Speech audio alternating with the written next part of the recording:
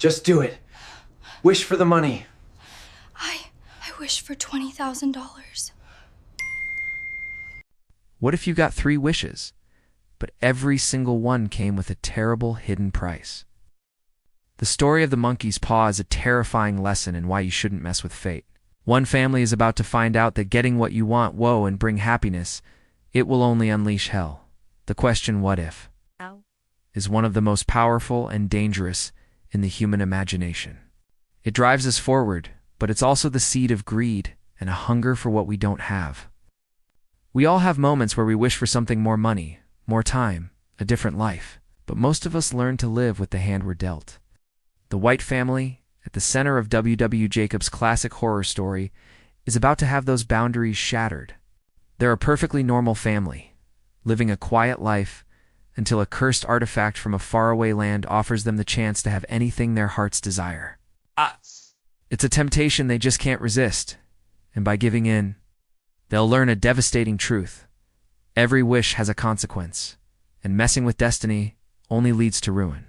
This isn't a fairy tale about dreams coming true. It's a nightmare about them twisting into a horrifying reality. Section 1. An unwelcome guest and a cursed gift.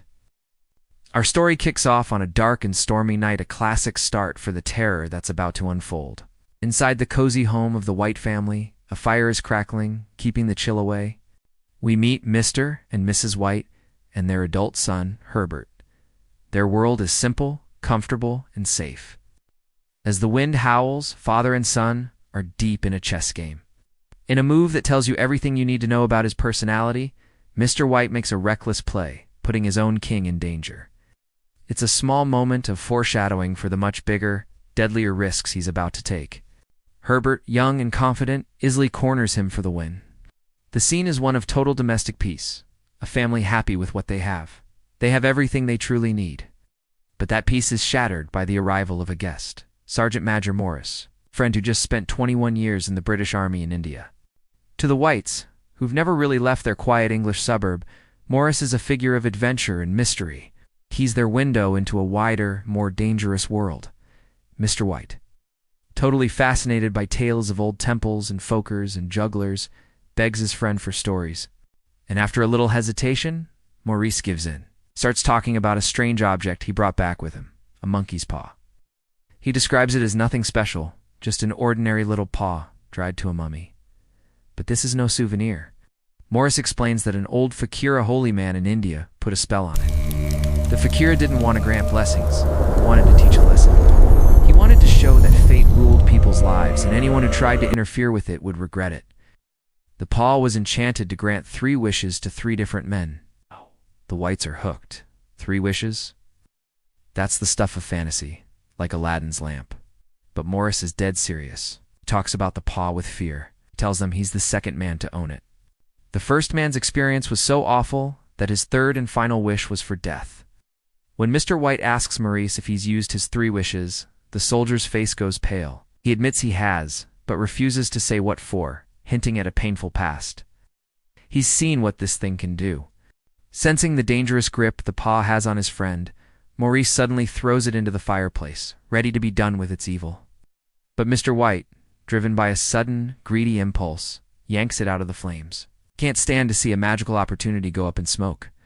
Better let it burn, the soldier warns him. If you keep it, don't blame me for what happens. Pitch it on the fire again, like a sensible man. But Mr. White isn't thinking sensibly anymore. The paw, a symbol of pure desire, has already started to poison his mind. He ignores the soldier's warning. Maurice, seeing he won't be convinced, reluctantly tells him how to use it. Hold it up in your right hand and wish aloud. He says, but I warn you of the consequences. After Morris leaves, the feeling in the house has changed forever. Herbert, ever the skeptic, jokes about it, suggesting his father wished to be an emperor, so he wouldn't have to listen to his mother anymore. It's a lighthearted moment that makes the coming darkness feel even heavier. Then they get serious. What should they wish for? Holding the shriveled paw, Mr. White admits, it seems to me I've got all I want. It's a moment of clarity. He's a content man. But the existence of the paw creates a want where there was none. Herbert, with a casualness that will seal his fate, makes a suggestion. They're close to paying off their house. Well, wish for £200 then, he says. That'll just do it, £200. It's not a wild, greedy wish. It's practical. It would make their comfortable lives just a bit more secure. It feels safe, like a small nudge to fate, not a shove. This is what makes the wish so dangerous it lets them rationalize their greed. Mr. White hesitates, feeling a sense of dread. Ow. But with his wife and son egging him on, he gives in. He raises the paw. As he makes the wish, he cries out, swearing the paw moved in his hand, twisting like a snake. Now, they just have to wait. Section 2. The price of the first wish. The next morning, the magic of the previous night feels a little foolish. In the bright daylight, the shriveled, dirty little paw sitting on the counter looks harmless. Mrs. White jokes about where the money might come from. And Herbert laughs that he'll probably never see a dime of it. Their skepticism is a shield, a way to push away the creepy feeling Maurice left behind. Later that day, they see a well-dressed man lingering outside their gate, pacing back and forth as if trying to work up the nerve to knock. His strange behavior immediately puts them on edge. Finally, the man, a representative from a company called Ma and Megan's, comes to the door. He's shown into the parlor, and his somber attitude casts a shadow over the room. In a quiet, practiced voice, he tells them there's been a terrible accident at the factory where Herbert works. He informs them that their son has been killed. The news is a brutal, soul-shattering blow. Mrs. White cries out in disbelief. The man explains with cold professionalism that Herbert was caught in the machinery.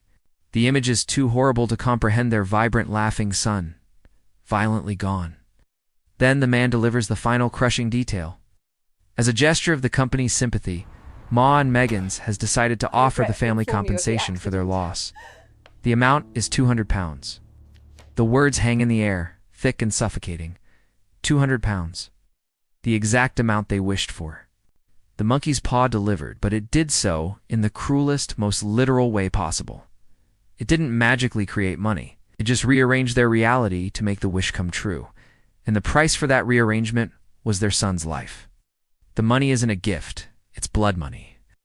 This is the paw's twisted logic. It follows the letter of the wish, while violating its spirit entirely. They wanted money to secure their home, but instead they got a payment that will forever remind them of the empty chair at their table. The irony is sickening. The paw used their own desire against them. Their wish for a small comfort resulted in the ultimate loss. This is the story's brutal lesson about unforeseen consequences. The Whites never could have imagined their innocent wish would lead here. They didn't understand that the paw operates on cold, causal logic with no concern for human feelings. In the days that follow, a heavy silence falls on the house. The home that was once filled with laughter is now a tomb of grief. They bury their son, and the £200, once a symbol of an easier life, becomes a monument to their terrible mistake. They are trapped in a nightmare they created. The first wish has been granted, and it has cost them everything. But the monkey's paw still holds 2 more wishes. And in the depths of their despair, a new, even more terrifying idea is about to take root. Section 3. The second wish and the knock at the door. Grief is a poison. In the week following Herbert's funeral, the couple is lost in a fog of sorrow. They can barely look at each other, because each is a reminder of what they've lost, the guilt they share. One night, as Mr. White lies awake, listening to his wife's quiet weeping, a sudden, wild idea sparks in Mrs. White's mind. She remembers the paw. She remembers they still have 2 wishes left. In her grief, a desperate, horrifying hope is born. The paw, she cries out, the monkey's paw. Mr. White is terrified by the frantic energy in her voice. He doesn't understand. What about the paw? They know it's evil. But Mrs. White's mind is racing, fueled by a mother's inconsolable pain. She wants her son back. I want it, she says, her voice trembling. You've only used 1. Wish our boy alive again. The idea hits Mr. White with pure horror. He tries to reason with her, to gently remind her of what happened to Herbert. He was caught in the machinery, he pleads, trying to pull her back to the grim reality of their son's mangled body. Bringing him back wouldn't be bringing back their boy. It would be bringing back something else. But she's beyond reason, consumed by grief. She pictures her Herbert, and she can't stand the thought of him in a cold grave. She doesn't care what he looks like. He's her son, and she wants him back. Her pleading turns into a furious demand. She even accuses him of being afraid of his own son. Torn between his terror of the paw and his wife's agony, Mr. White gives in. He fumbles for the paw in the dark. As his wife urges him on, he holds it up and whispers his second wish into the cold night. I wish my son alive again. The wish is made. A chilling silence follows. Nothing happens. Defeated, Mrs. White breaks down in tears, and her husband helps her back to bed. He lies in the dark, unable to sleep, when a sound jolts him awake. A quiet knock at the front door. So faint at first he thinks it's a rat. He prays his wife didn't hear it. But then it comes again, louder this time. A clear, deliberate knock. Someone is outside. Instantly, Mrs. White is sitting bolt upright. She whispers. A rat, Mr. White says, his heart hammering in his chest. It passed me on the stairs, but they both know it's not a rat. The knock comes a third time, louder and more insistent. And with that knock, a joyful, terrible realization dawns on Mrs. White. It's Herbert, she screams. It's Herbert. She leaps out of bed and rushes for the door, fumbling with the chain and the bolt in her excitement. I'm coming, Herbert. I'm coming. Mr. White, however, is paralyzed by pure, ice-cold terror. He knows what's on the other side of that door. It's not his son, not the son he remembers. It's the thing the paw has sent them. Something reanimated and brought back to their doorstep after being buried for days. He imagines a mutilated mockery of life standing in the darkness outside. For God's sake, don't let it in. He begs his wife, but she can't hear him. She struggles with the stiff-top bolt, dragging a chair over to reach it. Mr. White knows what he has to do. He scrambles on the floor, his hands searching desperately for the monkey's paw. He has one wish left. He finds it just as he hears the bolt sliding back. He has seconds. He holds the paw up, his mind racing. What can he wish for? Can't wish for his son to be whole again. The paw's sick logic would just twist it into something worse. There's only one way to save them. As his wife pulls the bolt free and the door begins to creak open, Mr. White makes his third and final wish. The knocking stops. Instantly. A sudden, absolute silence falls. His wife lets out a wail of disappointment as she throws the door open to an empty, wind-swept street. The cold night air rushes in. Their son is gone. Whatever was knocking has been sent back to the grave. Mr. White's final wish has undone the second, leaving the couple alone in the dark, with nothing but their grief and the horrifying knowledge of what they almost let inside. Section 4 explained the terrifying themes of the monkey's paw. That chilling silence at the end is where the real horror of the story lives. To understand its power, we have to look past the jump scares and dig into the unsettling themes that W. Jacobs wove into his tale. This isn't just a ghost story. It's a deep dive into fate, greed, and the dark side of hope. Fate versus free will. The illusion of control at its heart, it's the monkey's paw, is about the clash between fate and free will. The old fakir who cursed the paw said it all. Fate ruled people's lives, that those who interfered with it did so to their sorrow. The paw offers the illusion of control, the chance to bend reality to your will. But every time the Whites try to step off the path fate has laid out, it ends in tragedy. Marge and Maurice tried to warn them. He knows the paw doesn't grant wishes like a friendly genie. It engineers the outcome in the most direct, brutal way possible. The wish for £200 is the perfect example. The paw doesn't create money. It creates a situation where the money is delivered at the cost of Herbert's life. The universe extracts a terrible price for being disturbed. The story argues that our lives are a complex web of cause and effect. Pulling on one thread without understanding how it's all connected will only cause everything to unravel. Mr. White's final, desperate wish isn't a victory for free will. It's a tragic surrender. He's not choosing a better path. He's just restoring the natural order he never should have messed with. He's forced to accept the finality of death, the very thing he and his wife tried to defy. Greed and desire. The danger of wanting more. The monkey's paw is also a powerful warning about greed. The White family aren't bad people. In fact, at the start of the story, they're perfectly content. When Mr. White first holds the paw, he even says, "It seems to me I've got all I want." Their downfall isn't caused by desperation, but by a casual desire for just a little more. The wish for £200 isn't about survival. It's about convenience. It's a shortcut to paying off their house. Herbert's joke plants the seed, and the idea of easy money is too tempting to pass up. The story warns that even a small bit of greed can open the door to forces we can't control. Mrs. White's second wish, while born from grief, is also a form of intense, selfish desire. She wants her son back no matter the cost, blinded by her own pain and unable to see the horror she's about to invite into her home. She wants to reverse the irreversible, to control life and death itself.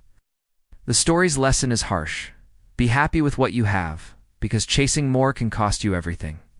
The historical context, colonialism, and the cursed East. To really get the story, you have to look at when it was written. Published in 1902, this was the height of the British Empire, and the story is dripping with the anxieties of that era, especially British attitudes towards colonies like India. The monkey's paw is a colonial artifact, a souvenir brought back by a soldier. And look at how it's portrayed. It's mysterious, dangerous, and its magic isn't wonderful. It's destructive. This plays directly into a common trope from that time. The mysterious and dangerous East, colonial. Attitudes often painted other cultures as primitive, superstitious, and a threat to the civilized West. The paw becomes a symbol of those fears, an invasion of foreign barbarism into a quiet English home. From a modern perspective, you can read the story as a critique of this mindset. W. Jacobs uses horror to reflect imperialist anxieties by making the Indian artifact a source of misery. The story subtly reinforces the idea that foreign cultures are something to be feared and controlled. It's a powerful piece of cultural commentary, wrapped in a terrifying story. The Monkey's Paw is so much more than a simple scary story. It taps into our deepest fears, the fear of losing control, the fear of our own desires, and the fear of the unknown.